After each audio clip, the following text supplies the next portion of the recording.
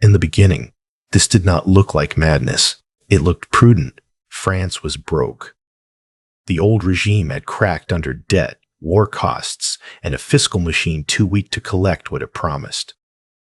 So the revolutionaries reached for something that seemed harder than rhetoric and more respectable than raw paper. They seized church property on a national scale and said, in effect, this currency is not backed by hope. It is backed by land, real fields, real buildings, real income-producing property. In December 1789, the assignat began as an interest-bearing bond secured by those newly nationalized lands. By September 1790, it had already been transformed into circulating paper money, and the amount authorized had jumped from 400 million to 2 billion. That is the first forensic lesson. A note can be tied to a real asset and still die exactly like a fraud if the redemption mechanism is political instead of automatic, because the backing was never the land alone. The backing was the state's willingness to sell the land, absorb the paper back out of circulation, and stop once the emergency had passed. That restraint was the real collateral, and restraint is the one reserve governments always discover they do not possess for long. Modern scholarship on the episode makes this point plainly. The assignat was a form of asset-backed money, whose survival depended on political support for retiring it with property sales, not merely announcing that property existed somewhere behind it. So before the terror, before the empty markets, before asking for gold could become a lethal act, the fatal error had already entered the system. France had created a currency backed by confiscated wealth, but governed by temptation. The seduction was not that France had found paper money. The seduction was that France believed it had found paper money without the usual sin. That was the genius of the assignat at the start. It could be presented as a bridge between insolvency and order. The state would confiscate church lands, issue notes against them, sell the land, then retire the notes. In theory, this was not inflationary improvisation. It was liquidation. A dead asset class would become live money, then disappear again once the book stabilized. That logic gave the system moral cover as well as financial credibility. The first issue in December 1789 was framed as a temporary expedient tied to specific nationalized property, not an open invitation to print indefinitely. Then politics entered the mechanism. Selling land takes time. It requires administration, auctions, title transfer, local compliance, and a state willing to watch the proceeds extinguish its own spending power. Printing notes takes minutes. War, deficits, and revolutionary urgency do not wait patiently for surveyors and clerks. So the assignat drifted away from its original discipline. By April 1790, it had been made legal tender, and by September 1790, it had been converted from an interest-bearing instrument into circulating paper on a far larger scale. The moment that happened, the backing changed in practice. The land still existed, but the note no longer behaved like a claim being wound down. It behaved like money being pushed outward. This is where the pattern interrupt matters. If a currency is backed by real estate, what happens when the government refuses, delays, or politically cannot sell the real estate fast enough? The answer is brutal. The asset remains on paper while the currency loses discipline in the street. That is exactly what made the assignat so dangerous as a precedent.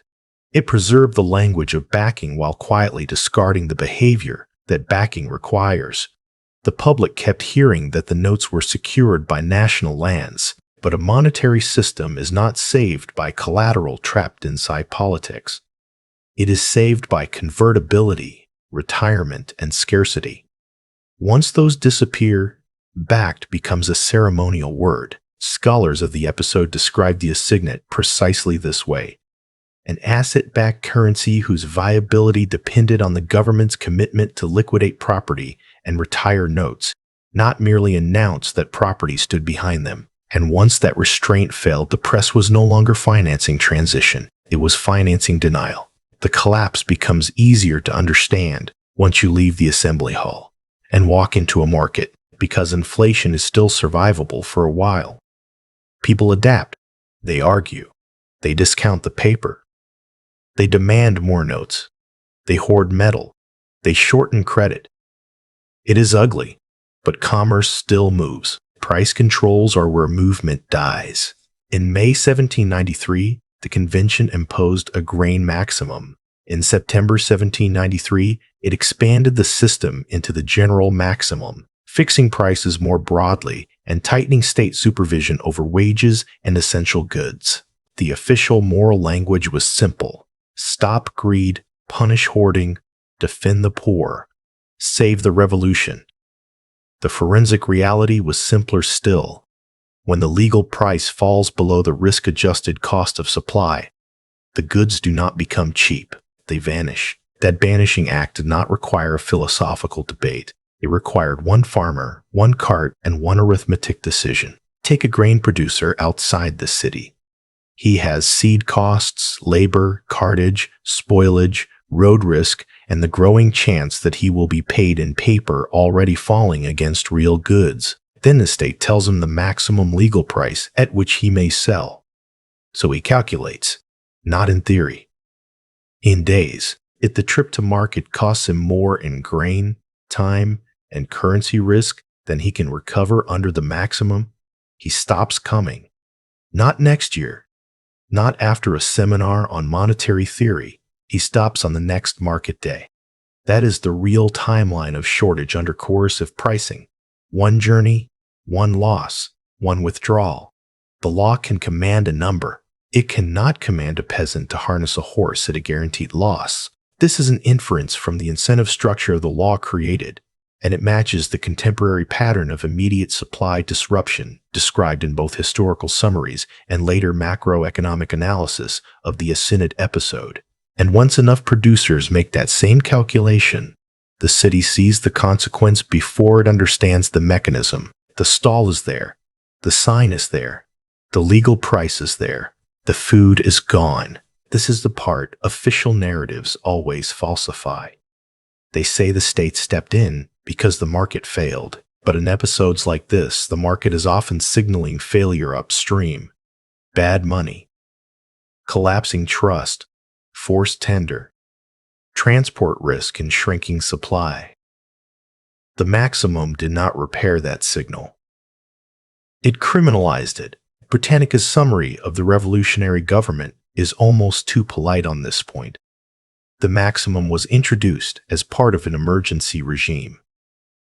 What mattered to ordinary people was that emergency translated into regulated scarcity at street level. Once that happens, the next stage is almost inevitable. If honest prices are illegal, then honest merchants become suspects. Once the stalls began to empty, the state did what states almost always do when their money loses credibility. It stopped treating distrust as information and started treating it as treason. By 1793, the assignat was not merely legal tender.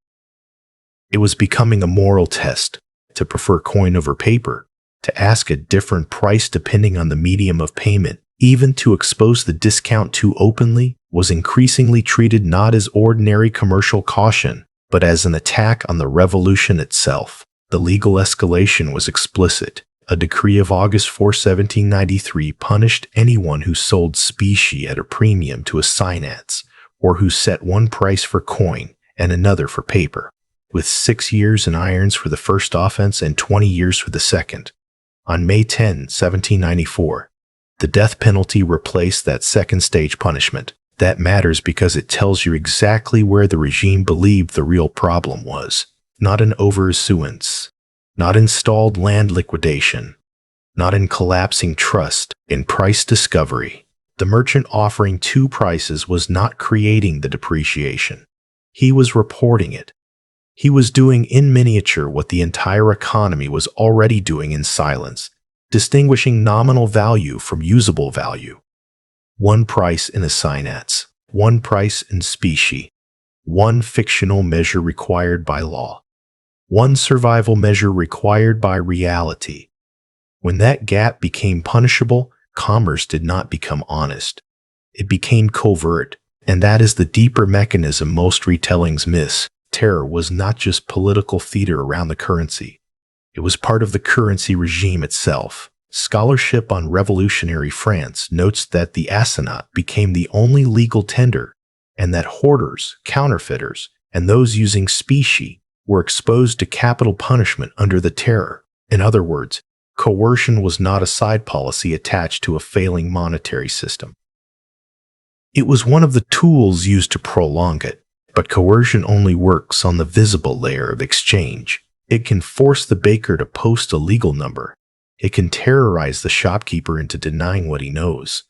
It can make an example of the trader who asks whether payment will be made in louis d'or or paper. What it cannot do is make hidden reserves come back into circulation. So the more aggressively the regime attacked dual pricing, the more wealth retreated from the public market. Not because people suddenly became ideological enemies, but because the law had announced that honest trade now carried criminal risk. That is, when a currency stops being money in the full social sense, it may still settle taxes, it may still satisfy decrees, but real measurement has already moved somewhere else. After that point, gold did not disappear. It disappeared from sight. That is the distinction that matters in every monetary breakdown. When bad money is forced into circulation, good money does not volunteer for martyrdom. It retreats. It moves into drawers, cellars, hymns, workshop walls, private settlements, rural bargains, and cross-border trade. By the late revolutionary crisis, the louis d'or and other metallic money had become less a public medium than a concealed measuring rod. The state could decree paper into legality. It could not decree away the human instinct to compare what is spendable today with what still holds purchasing power next month. Contemporary and later accounts of the assignat crisis repeatedly note the premium on specie and the effort to suppress its use. That suppression is the clue. Governments only criminalize alternative measures when those measures are already winning the public's trust. So what did ordinary people actually do? They built parallel balance sheets. A household might accept assignats for taxes, fines, wages, or unavoidable local payments. But for savings, dowries, inventory replacement, or any transaction where delay mattered, the real unit of account shifted elsewhere. Sometimes that meant gold coin. Sometimes silver. Very often it meant goods with tight local demand and low interpretive ambiguity. Flour, salt, candles, soap, leather, fuel, cloth, tools, nails, wine, livestock, not because these were romantic barter relics, but because they escaped the state's fantasy that value could be fixed by decree. A sack of grain still fed a family. A bolt of cloth still clothed one. A tool still worked. Paper, by contrast, depended on obedience.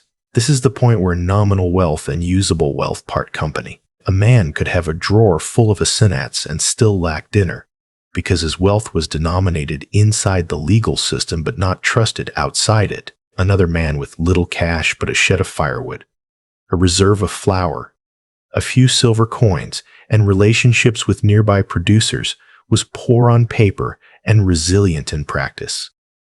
That is what the underground louis d'or represented, not merely precious metal, but an unofficial audit of reality. It told people, quietly and without speeches, what the paper could no longer tell them, what anything was actually worth. And notice who adapted first.